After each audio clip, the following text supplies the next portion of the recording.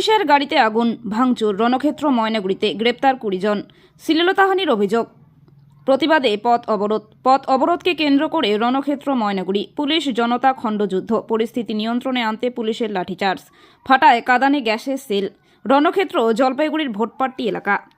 Police ও স্থানীয় সূত্রে জানা গিয়েছে, মঙ্গলবার রাতে টিউশন পড়ে বাড়ি ফিরছিল 2 ছাত্রী। পথে তাদের শ্লীলতাহানি করা হয় বলে অভিযোগ। বুধবার দুপুরে এলাকায় পথ অবরোধ করেন স্থানীয় বাসিন্দারা।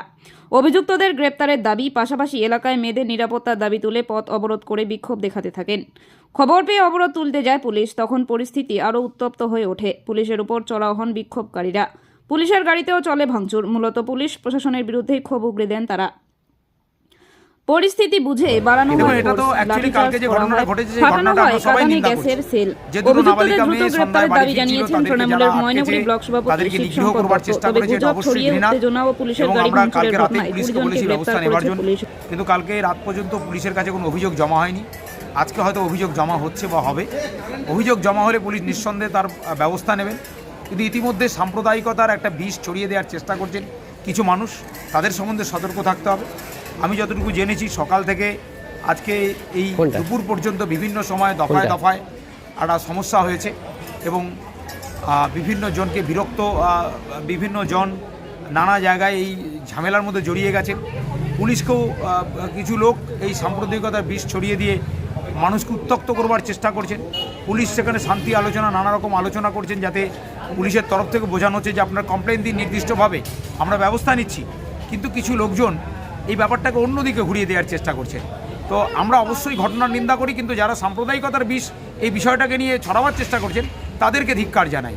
এবং নিশ্চিত থাকুন, বাংলার পুলিশ, মমতা বন্দ্যোপাধ্যায়ের পুলিশ ন্যায় বিচার করবে এবং কোনো অভিযোগ যদি জমা হয় নিশ্চয়ই যথাযথ ব্যবস্থা আমরা গ্রহণ করব। অবরোধ চলছে এবং আরও কিছু পুলিশের উপরে অ্যাটাক করেছে খবর আছে? এটা খবর আমিও পেয়েছি। কিছু জায়গায় অবরোধ করার চেষ্টা হয়েছিল, পুলিশকে আটকানোর চেষ্টা করা হয়েছিল, ইট পাটকেল ছোড়ার চেষ্টা করা হয়েছিল। পুলিশও শক্ত হাতে তার প্রতিহত করেছে এবং এখনও পর্যন্ত সমস্ত কিছু ঠিকঠাক আছে। পুলিশি টহল আছে, একটু উত্তেজনাও আছে, খুব স্বাভাবিক, কারণ একটু থমথমে পরিবেশও আছে ভোটপট্টিতে।